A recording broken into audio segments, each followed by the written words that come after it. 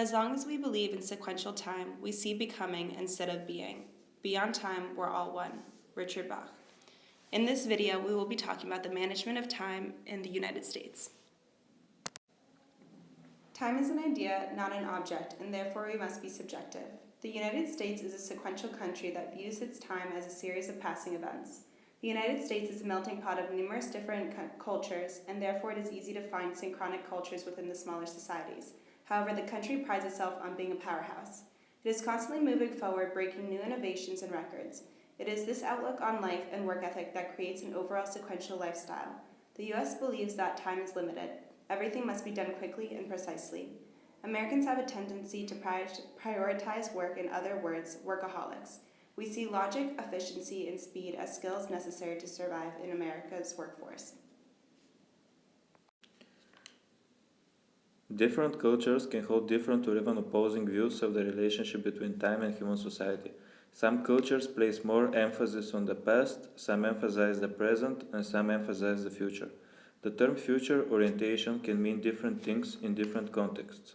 In the GLOBE project, to study cultural differences and their effects on business management, researchers defined a future-oriented culture as one that values the sacrifice of short-term pleasures and satisfactions in favor of long-term success and prosperity.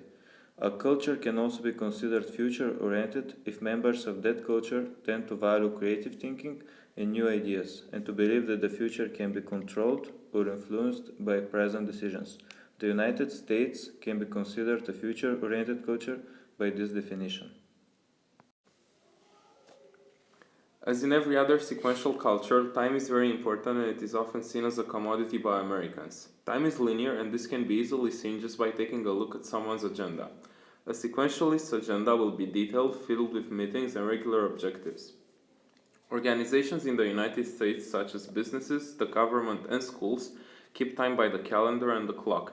Being on time is seen as a sign of dependability and of good organizational skills.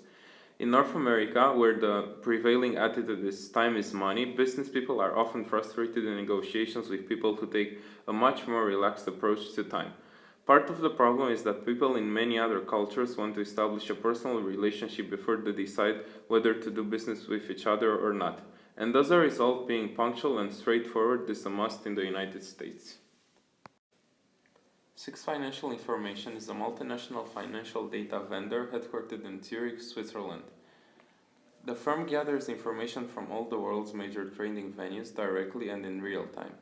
The company was supposed to have a meeting with their colleagues from the office in Madrid regarding the launching of a new financial package that they were offering to sell on the market. The meeting took place in the office located in Stamford, Connecticut.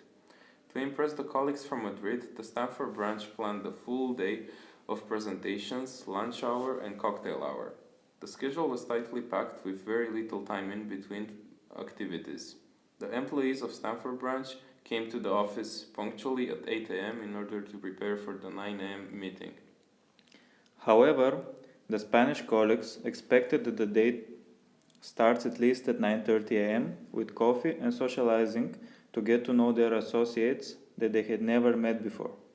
As a result, they attended the meeting by 9 a.m., but the American associates could tell that the concentration level of the Madrid staff was low. As the day continued, the colleagues from Spain complained about the tight schedule, leaving no room for breaks. This led to tension amongst both parties, making it difficult to agree on common terms with the product. Both the Americans and Spanish struggled to hide their frustration. Upon hearing this story from my mother, it was easy to recognize the tension was caused by the synchronic and sequential differences in each country's culture. The American branch focused their business strategies on precise timing, productivity, and speed when dealing with their colleagues out of the country. The Spanish believed that business culture should be handled loosely and secondary to personal relationships. Time to them is a tool, subjective, and a moldable concept. In conclusion, from this we learn the importance in understanding different business ethics across the globe.